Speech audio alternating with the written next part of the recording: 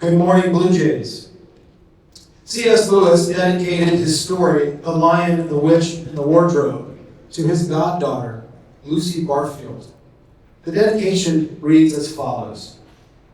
My dear Lucy, I wrote this story for you.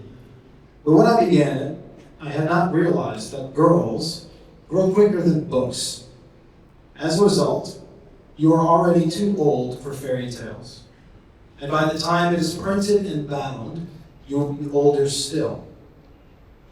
But someday, you will be old enough to read fairy tales again. You can then take it down from some upper shelf, dust it, and tell me what you think of it. By then, I shall probably be too deaf to hear, and too old to understand a word that you say. But I will still be your affectionate godfather, C.S. Lewis. Last quarter, we explored the theme of enchantment in your study. You should be enchanted by the order that you discover in reality and enthralled by the drama of human history. This quarter, be enchanted by the story of your life, especially as you dream about your future. And tomorrow is certainly an excellent day for dreaming. Seniors, at Career Day, you will hear from many of our alumni who right now are living out their dream. They will inspire you with visions of what your future life can be in service to others. Pre-freshmen through juniors, tomorrow you will hear from candidates who dream about leading our school. They will present to you their vision for a better Jesuit and seek to enchant you with dreams of our future school. Take these points to heart, these 3 points, as you dream this quarter. First, as people of faith, we know that the future is shaped by the mysterious hybrid of our own willing effort and the designs of divine providence.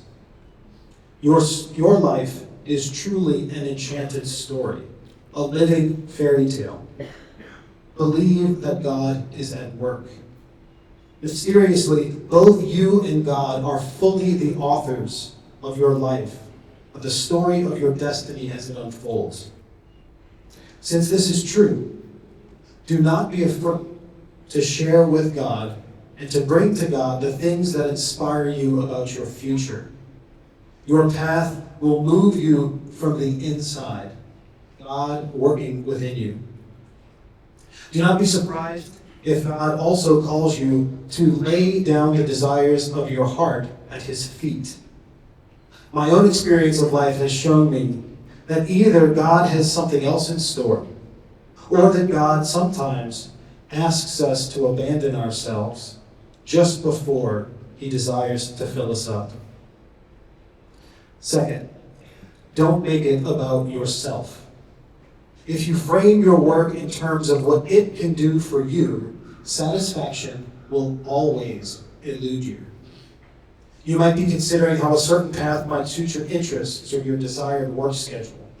You might be grasping at how leadership will have perks of the office, or how popularity will make you feel the value that you crave. Do not be limited by these false dreams. Instead, your dream of a future life will become more and more vivid by exploring how your gifts can best serve the real needs of other people. The paradox is simple. Focus on yourself, and satisfaction will constantly elude you. Match your gifts to a need in the world that you are particularly suited to satisfy, and your dreams will then truly come to life. Third, do not be afraid of conflicting dreams. Your parents have a dream for your life. No doubt they have even shared it with you already. Although only you can choose how to move forward, remember that your parents held you in their arms when you were small. They know your talent, your weakness, your temperament, and your adaptability, in some ways even better than you do. Your parents' dream can help inform yours, but it can only be your dream. I know that you have a natural desire to make them proud, but if your path takes you in a different direction, as you reach heights in your journey with God that even they could not have dreamed of, believe me that they will share your joy when you arrive. I know that this can be a heart-wrenching process. The intuitive, imaginative aspect of our interior life can be hard to access. Many of you have big college decisions still in front of you, and you fear making the wrong choice. Remember that St. Ignatius himself wrestled with conflicting dreams as he convalesced in the castle of Loyola. Allow your dream to be like a fairy tale, a mix of adventure and obedient trust.